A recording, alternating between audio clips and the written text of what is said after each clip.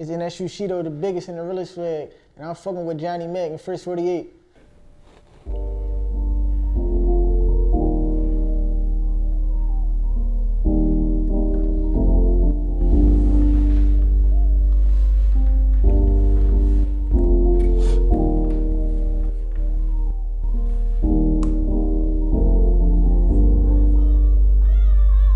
Sometimes wishing I could replay that night, wishing that I could say it. How we just was in that store behind bros trying to take it. Took they bro, this first go, we showed you how to aim. I take prescription drugs, ladies, I be suffering from pain. And old friends want to see me flatline dead, though we was killed. We was cuffing the same cloth, I guess not, I used to call you twin. And I see friends turning the phone with this shit, but I'm thinking to the end. 24, I'ma make sure that he dead, so I'ma aim above his chin. Headshots, they be so vivid, can't talk on them phones, they listen. Ask what kind of call, who it was, I told them I remember. This homie got body, wanna know his killer, they gave him my description. I can never forget my mom, cause she gave me about the listen. Sometimes I sing to my pain, I explain to me things going my life, and I can't lie, shit I changed soon. They want me to be civilized. Guess I'm too street scared, cause I ain't telling lies.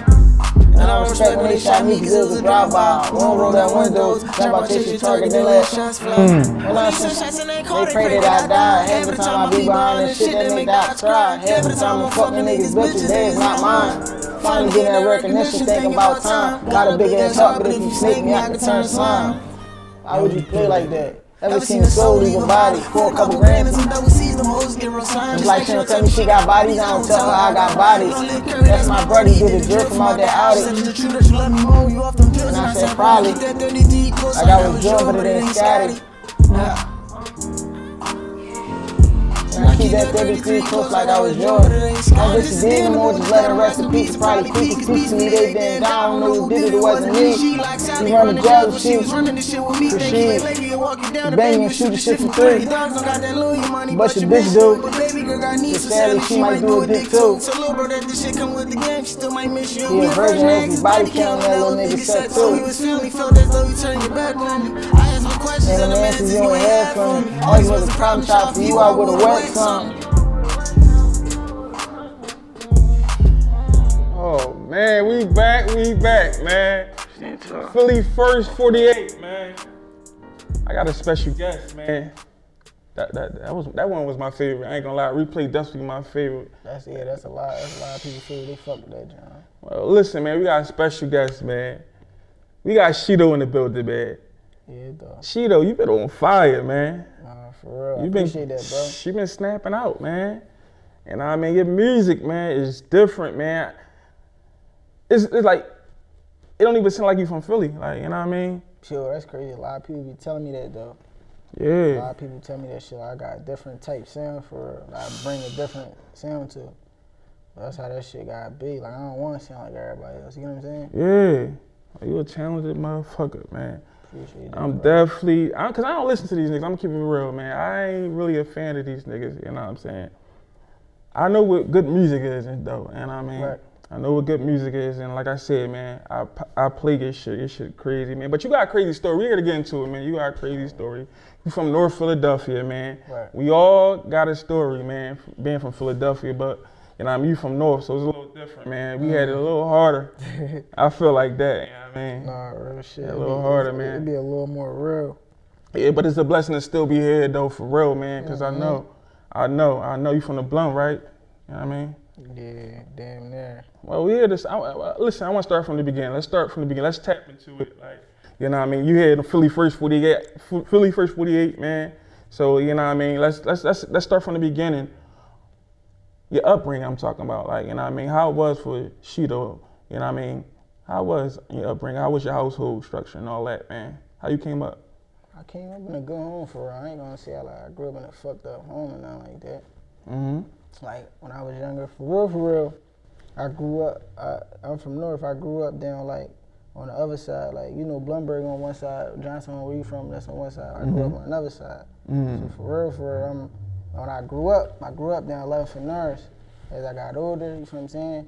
My homies, you feel what I'm saying? Everybody I know everybody from the Blunt and the guys. Right. I don't really be down there no more. It's like it's a whole different situation. Yeah. But that's where I grew up at, though. I grew up in the gone for real. My mom, my grandma, shit like that. You feel what I'm saying? Yeah.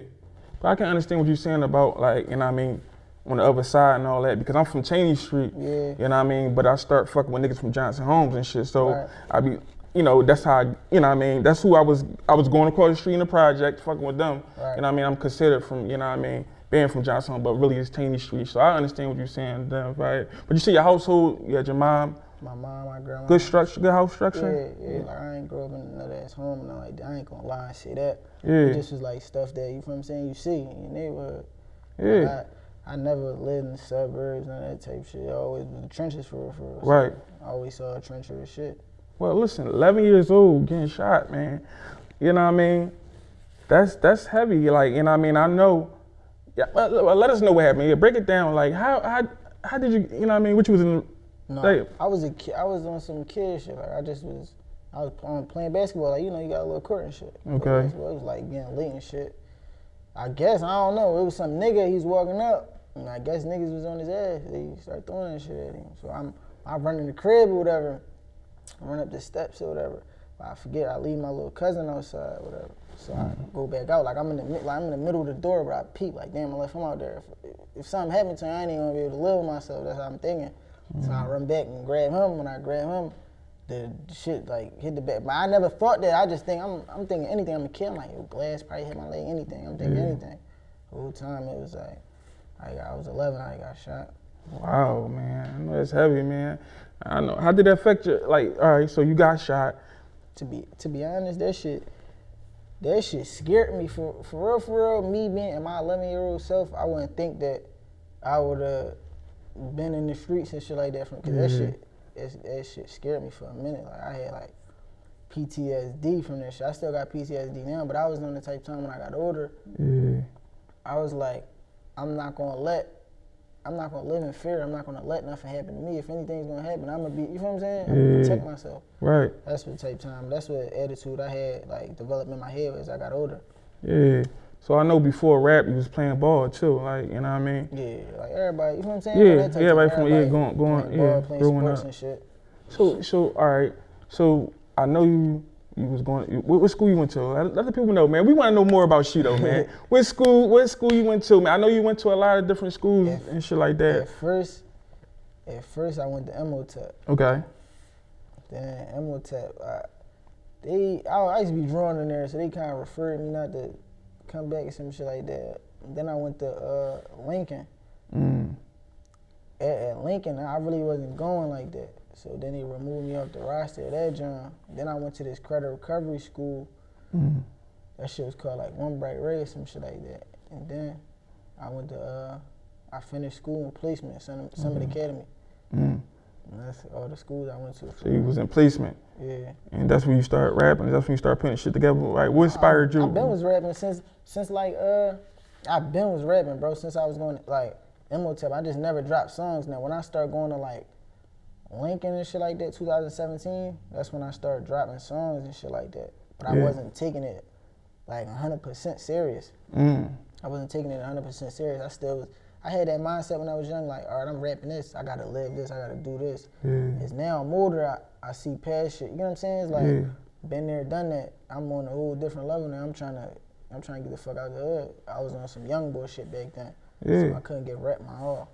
Yeah. Well, you was putting shit together. Your first joint that I came across was Flag. That was your first joint that went crazy? Was that the first joint that? Nah. What was the first joint that? Huh? My first joint, like when I came back out, like and started dropping, like taking it serious. Yeah.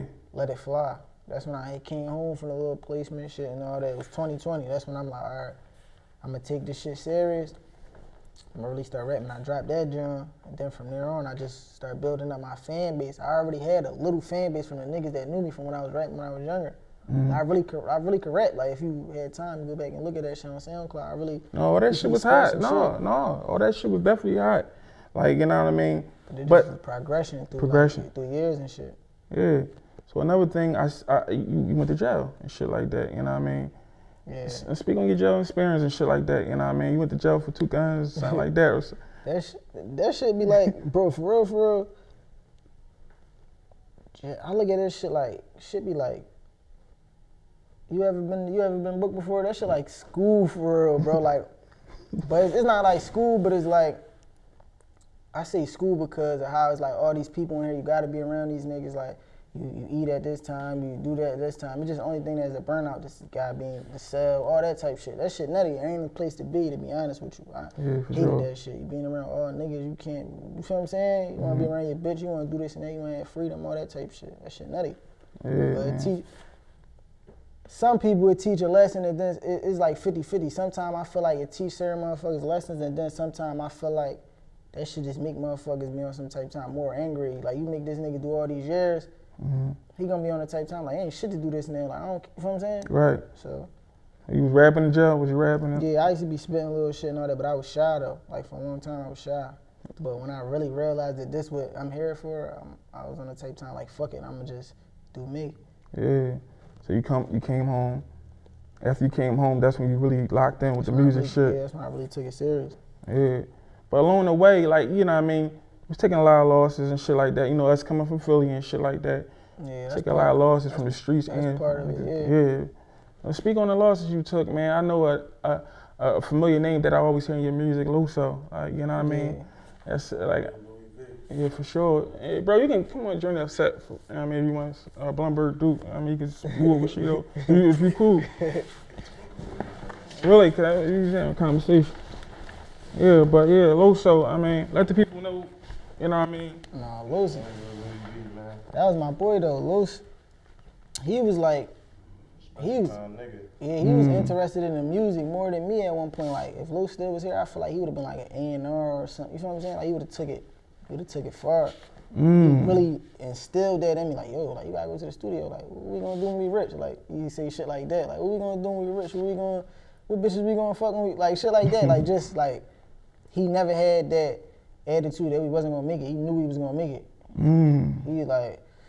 He was a positive nigga for real. Other people probably saw a different side of him, but we saw that loving, that real side. Like, he was a true friend.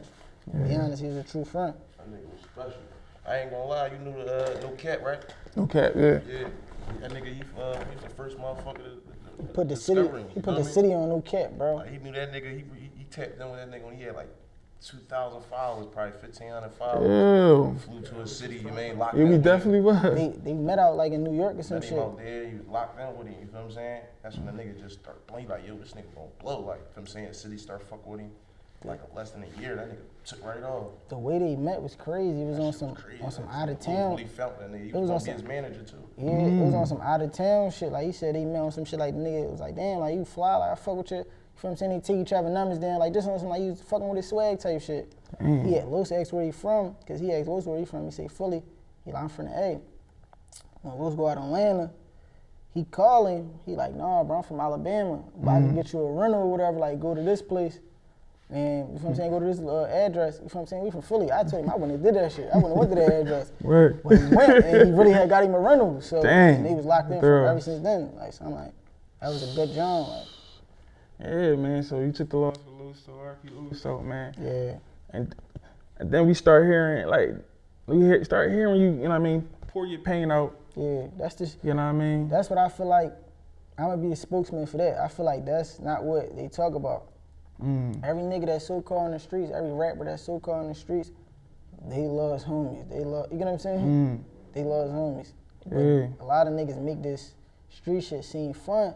So to the young boys, they think, like, well, this shit ain't nothing. I'm about to get out here and do this and that. I'm invincible. I'm Superman, Batman, all that. No, it's not that. Yeah, man. It ain't that. Your life could be over like that. Like that, man. You know what I mean? We're gonna get into it, but I just wanna walk slowly into, you know what I mean, like what you was before, you know what I mean, how you came up, your upbringing. You from the Blum right here too, bro, you know what I mean? Yeah.